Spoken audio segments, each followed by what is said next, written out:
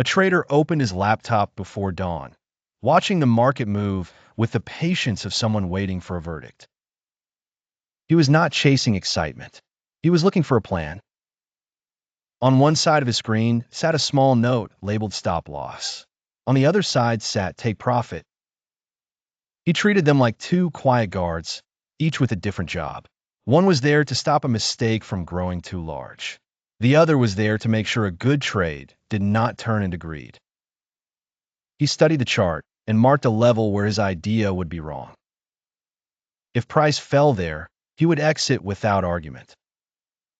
That was the stop loss, placed before emotion could interfere. It was not a sign of failure. It was the cost of being prepared. Then he looked for the level where the market might reward the risk.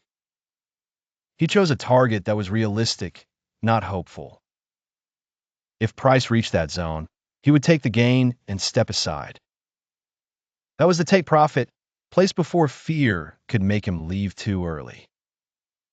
The market opened, and nothing happened for several minutes. Then a sharp move pushed price toward his entry. He felt the pressure to act quickly, but the plan was already there. He entered once, and only once, because the rules had done the thinking for him. The trade moved against him first. The red numbers flickered. He almost wanted to adjust the stop farther away, but that would have changed the entire meaning of the trade. He let the stop remain. A little later, the market reversed, hesitated, and climbed. The move was not smooth. It paused, pulled back, and tested his confidence.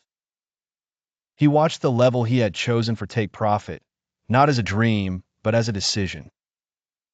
When price finally touched it, the position closed automatically.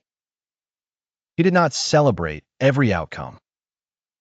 Sometimes the stop loss would be hit, and the lesson would be to accept it quickly.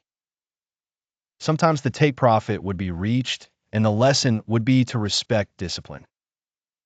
In both cases, the plan was the real product, not the single trade. By noon, the chart had already forgotten him. He closed the laptop with a calm expression, knowing that survival in trading was often less about prediction and more about boundaries.